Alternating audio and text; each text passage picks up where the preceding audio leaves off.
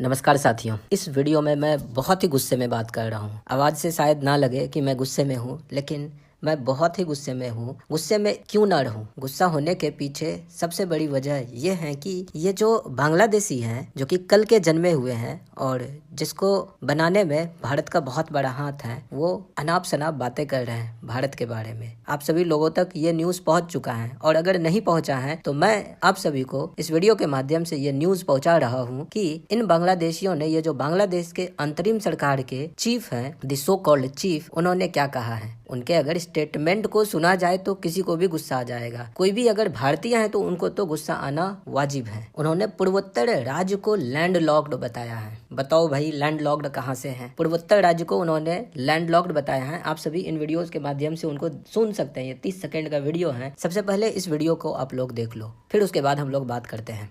7 states of India, eastern part of India, called Seven Sisters. They are landlocked country, landlocked region of India. They have no way to reach out to the ocean. We are the only guardian of the ocean for all this region. So this opens up a huge possibility. So this could be an extension of the Chinese economy, build things, produce things, market things, bring things to China, bring it out to the whole rest of the world. तो आप सभी लोग video को शायद देख चुके होंगे। इसमें वो कह रहा है कि भारत के 7 पूर्वोत्तर राज्य को उन्होंने लैंडलॉक्ड बताया। उनका कहना है कि बांग्लादेश उस पूरे इलाके के समुद्र का एकमात्र गार्जियन संरक्षक है। उनका कहना है कि उनके बैकयार्ड में समंदर है। भाई समंदर तो है, लेकिन तुम्हारे नेवी कहाँ है? टिक पाओगे इंडियन नेवी के सामने, इंडियन आर्मी के सामने? बस ये भारत को एक फैसला लेना है। ये भी नहीं कह रहा हूँ कि भारत को चढ़ाई करनी है तुम्हारे ऊपर, नहीं, भारत को बस फैसला लेना है और पूरा का पूरा बांग्लादेश भारत का हो जाएगा। तुम जो चाइना में जा करके ऐसी वैसी बातें कर रहे हो, ये बिल्कुल भी शोभा नहीं देता।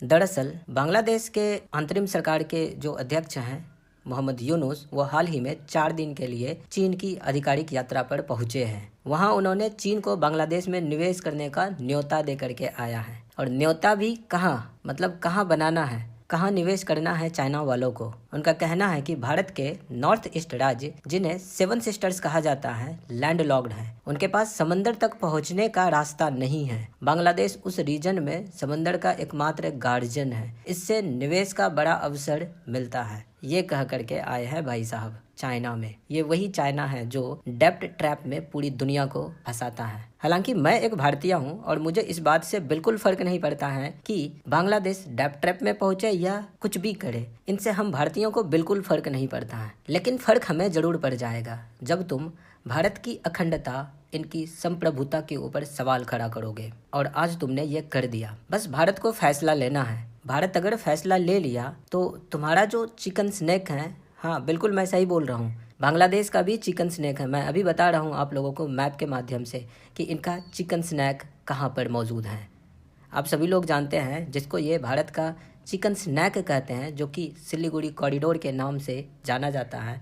इनकी चौड़ाई बहुत ही कम है और उसी जगह पर ये बांग्लादेशी चाइना को न्योता दे करके आए हैं कि आओ भाई साहब हमारे यहाँ निवेश करो और पूरे प्रोजेक्ट का 10% हिस्सा मैं खर्च करूँगा, यानी कि बांग्लादेशी खर्च करेगा। ये भारत की सुरक्षा के लिए एक बहुत ही बड़ी बात है। भारत सरकार को जवाब देना चाहिए और निश्चित तौर पर देना चाहिए। ये एक डिप्लोमेटिक तरीके से शायद हल ना हो, क्योंकि ये एकदम बिल्कुल बिगड़ गए हैं। इनको थोड़ा अच्छे से जवाब देना पड़ेगा। अच्छे से जवाब देने का मतलब ये है कि ये जवाब ऐसा जवाब होना चाहिए जिससे इन्हें ज़िंदगी भर की सीख मिल जाए। चाहे चाइना वाले कुछ हो, वो कमेंट कर देते हैं भारत के ऊपर, अमेरिका वाले कमेंट कर देते हैं भारत के ऊपर, और भारत वाले खेद जताते रहते हैं, अपनी आपत्ति दर्ज कराते रहते हैं। भारत सरकार कितनी बार आपत्ति दर्ज करेंगी? भारत सरकार एक्शन कब लेंगी? बिना एक्शन लिए अपनी आपत्ति दर्ज कराने से क्या ये मामला हल हो जाने वाला है? नहीं, बिल्कुल नहीं। आज ये बांग्लादेशी जो कुछ भी कर रहे हैं, इससे भारत की अखंडता और संप्रभुता के ऊपर खतरा तो पैदा होने ही वाला है। साथ में ये हमारे लिए एक नासूर की तरह बन जाएगा, जिससे ये हमें जिंदगी भर ये परेशान करते रहेगा। इसीलिए अगर इनका हल करना है, इनका हल निकालना है तो आज ही इनका हल निकाल लो। हम सभी लोग इसका परिणाम भुगतने के लिए तैयार हैं। भविष्य के झंझट से अगर बचना है तो आज हमें हल निकालना ही होगा। आप सभी लोगों को पता होगा कि बांग्लादेश और भारत के बीच में 4096 किलोमीटर की बाउंड्री है, और जिसमें से पश्चिम बंगाल के साथ 2217 किलोमीटर की बाउंड्री लगती है।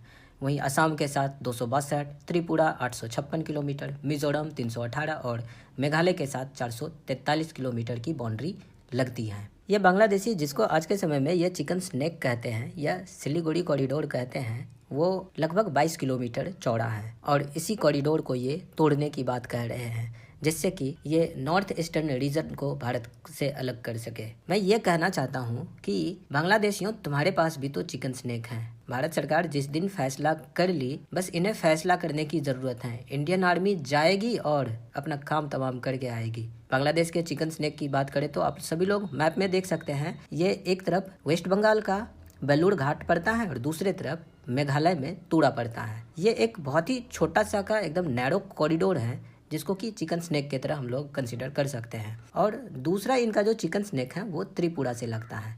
त्रिपुरा से एकदम बहुत ही कम दूरी पे, लगभग मुश्किल से 18-20 किलोमीटर की दूरी पे होगा बे ऑफ बंगाल। ये दूसरा चिकन स्नेक है। यहाँ से सीधा चिटागोंग पोर्ट के ऊपर कब्जा हो सकता है। सोच लो भाई, तुम्हारे देश के इतने टुकड़े करूँगा कि शायद तुम गिन भी ना पाओ कि कितने टुकड़े करूँगा। तुम अनपढ़ जाहिल लोग, तुम्हें क्या लगता है कि तुम कुछ भी बोल करके आ जाओ चाइना में और भारत सरकार चुपचाप देखता रहेगा, चुपचाप सुनता रहेगा?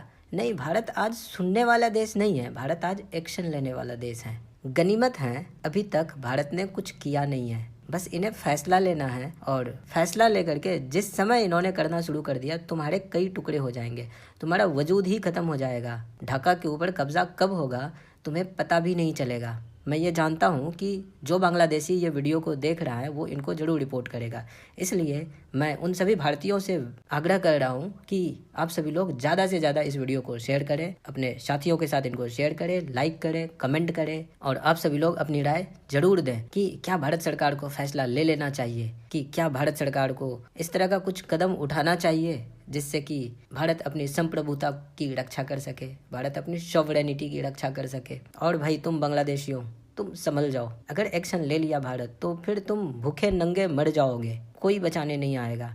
चारों तरफ बस हम ही हैं, हम भारतीय ही हैं, कहीं नहीं भाग पाओगे। एक ही रास्ता है समंदर का, वहाँ जाओगे तो मारे जाओगे। संभल जाओ। हम सभी लोग शांति से बस रहना चाहते हैं। इतने दिन से शांति से थे, इतने दिन से खूब फले फूले थे, भारत की मदद से बहुत सारा इन्वेस्टमेंट गया था तुम्हारी देशों में, तुम उसको रिकॉग्नाइज नहीं कर पाए। अब लग रहा है कि कोई और तुमको बचाने आ जाएगा। ये चाइना बहुत ज़्यादा होशियार है, वो कब तुम्हें अपनी जाल में फंसाएगा तुम पहचान भी नहीं पाओगे और तुम जाल में फंस जाओगे। तुम जैसे मूर्ख लोग जो 2 अक्षर अच्छे से पढ़ना तक नहीं जानते हैं, तुम्हें क्या लगता है कि चाइना से दोस्ती करके तुम आबाद हो जाओगे, तुम भारत को परेशान कर दोगे? भारत एक्शन ले लिया तो फिर दिक्कत में हो जाओगे, तुम्हारे लिए 2 वक्त का खाना भी मुश्किल हो जाएगा। अगर तुम्हें ऐसा लग रहा है कि तुम ये सब करके खुश रहोगे तो तुम करो और भारत एक्शन लेगा, फिर देख लेना। कुछ लोग ऐसे होते हैं जिसको झटका लगने के बाद ही उन्हें समझ में आता है कि हाँ सही ही बोल रहा था, समझ जाना चाहिए था, तो वो झटका लगेगा उसके बाद, लेकिन शायद तब तक देर हो गया होगा। तुम उस समय तक जब तक संभलोगे तो तुम्हारा देश ही खत्म हो गया होगा। ढाका के ऊपर भारतीयों का कब्जा होगा उस समय तक। तुम पूर्वोत्तर भारत को तोड़ने की बात करते हो, क्यों ना हम तुम्हारे ऊपर कब्जा करने की बात करें। हम सिर्फ बात नहीं करेंगे, हम एक्शन लेंगे ना, तुम खत्म हो जाओगे। कुछ नहीं है तुम्हारे पास। तुम्हारी आर्मी जो आज के समय में बांग्लादेश की जो आर्मी है या फिर जो भी है सिक्योरिटी गार्ड, हमारे यहाँ के वो आम नागरिक जो होते हैं ना, वैसे वाले ही होते हैं। 1971 में शायद इंदिरा गांधी की सरकार ने गलती कर दी थी। वो जो मुक्ति वाहिनी सेना उन्होंने बनाई थी वो भारतीयों की ही देन थी। तुम तो कुछ नहीं जानते थे, तुम्हारी जितनी ट्रेनिंग होती है वो भारत सरकार देती है। और तुम्हें क्या लगता है कि तुम इतना सीख गए हो कि भारतीयों से पंगा ले सको, इंडियन आर्मी से पंगा ले सको? भाई नहीं जीत पाओगे। अभी बस समझा रहा हूँ, समझ जाओ, बदल जाओ, आ जाओ भारत की शरण में। मैं तो कह रहा हूँ कि अपने बांग्लादेश को ना भारत में मर्ज कर लो, ज़्यादा सुखी संपन्न रहोगे, बहुत ज़्यादा सुखी संपन्न रहोगे। इतना सुखी रहोगे कि इतनी खुशी तुमने देखी नहीं होगी जितना खुशी भारत दे सकता है। मर्ज हो जाओ भारत में। और नहीं तो अगर तुम्हें ऐसा लग रहा है भारत के टुकड़े कर देने हैं मुझे, पूर्वोत्तर भारत को अलग कर देने हैं, तो शायद ये सपना ही रह जाएगा तुम्हारे लिए और तुम अपना देश खो बैठोगे जब तक। तो मैं उन भारतीयों से इतना ही कहना चाहता हूँ, जो भी भारतीय हैं अपनी राय कमेंट बॉक्स में जरूर से जरूर दें, और इन बांग्लादेशियों को सबक सिखाने के लिए इन वीडियो को ज़्यादा से ज़्यादा लोगों तक आप लोग शेयर करें। जय हिंद।